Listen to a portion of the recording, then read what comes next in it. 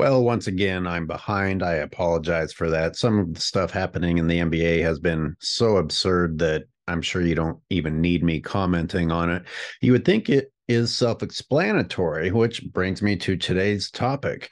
When I look at some of the things that have gone down leading to this postseason, it's hard not to sound like a conspiracy theorist when you say it out loud. I mean, some really absurd stuff is going on. So if I remove any opinion that I might be tempted to add at the end and I simply state what has happened, well, that's just facts. That's not a conspiracy. And yet, I'm guessing LeBron James fans will feel obligated to respond in some sort of defensive manner because of how shockingly, just listen, you'll understand what I mean. All right, the Lakers needed some wins at the end of the season, obviously. So, hey, well, what can we do to help? Well, let's see. How about if Phoenix doesn't play any of their starters? Would that help? There you go. How about the Jazz sitting their entire starting lineup? How would that be? Would you like to have that? Um, oh, you have to play the T Wolves in the play in? Well, how about if Gobert gets suspended? Would you like that? Would you like that? I mean, Gobert got suspended for something that you can't even call a punch. It was so weak. And the fact that a coach voluntarily chose to suspend a player, I mean, voluntarily it wasn't even the league, a voluntary suspension and the choice of which game to suspend for. It defies all reason. It doesn't make any sense at all. So hey, would you guys like to feast down in the paint? Would you like Gobert not to play? Sure, we can oblige you on that one. Oh, would you also like one of the T Wolves' premier defenders not to play? Well, we can arrange that too. Hey, idiot. Don't you remember?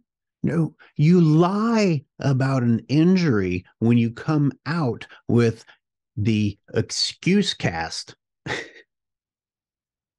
after you've lost, but tried. And then you talk about breaking your hand by punching something. Have you learned nothing from Mr. James? But that's still not enough. That's still not enough. You have to also give the Wolves not one foul call in their favor in the entire second half until zero point 0.1 seconds are left. The Lakers had 17 free throws in the second half, and the T Wolves didn't go to the free throw line until the end of regulation.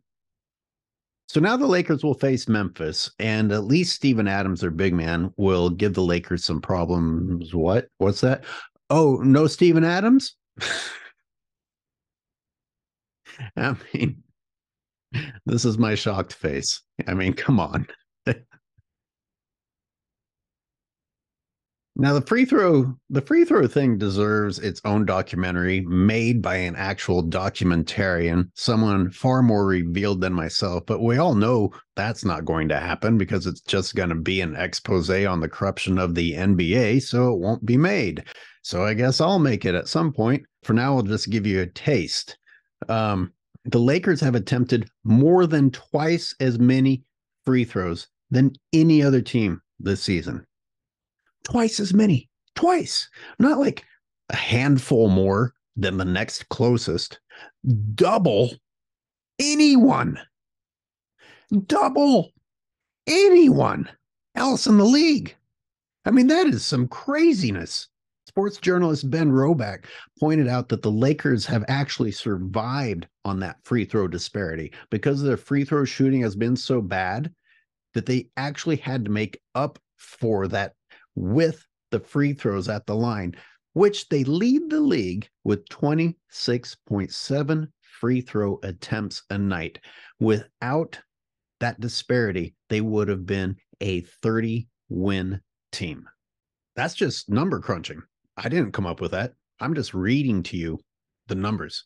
So finally, we come to the postseason matchups. And of course, the Lakers get someone that they beat the majority of the time in the regular season, a team that they will like to beat up with their size, who just happened to be shorthanded, the one big dude that they had. On a personal note, I think it's very sad that the Suns and Clippers face each other in the first round. I think that that's going to be quite the battle. And I think that those are two teams that would have been great for eliminating the Lakers. They both would have just destroyed the Lakers. I think I would have enjoyed watching whatever happens there. But instead, no, those two teams are going to beat the shit out of each other. One will eliminate the other, and there will probably be some injuries before either of them maybe faces the Lakers somewhere down the line.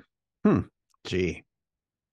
Let's just add it to a never ending list of conveniences for the Lakers. I mean, the Lakers' run of wins that took place at the end to get them into the playoffs was done by almost an entirely different team. And by the way, LeBron was gone for most of that run. So, look, if you're going to seed teams against each other in the postseason based on their regular season performance, shouldn't that still be the same teams? Because if you just insert a replacement squad, but base it on the performance of a different team, then your postseason has nothing to do with the regular season. I know you've got to place teams somehow, but then you've got to put some regulations on these trades. I mean, you don't, the post season matchups have nothing to do with the regular season if you're going to allow the entire roster to change. Things were bad enough before the free throw disparity was undeniable. So, who's looking forward to seeing the Lakers, LeBron James, I should say, in the postseason with, I mean, things were bad enough before the free throw disparity became so bad that it's like, well, I guess the NBA is rigged. I mean, you can't even argue about it anymore. And you just choose whether or not you're going to watch anyway. So, who else is looking forward to seeing LeBron James and his Lakers beat up smaller teams while getting sent to the free throw line because the other team isn't allowed to play defense? This should be some wonderful, wonderful playoffs.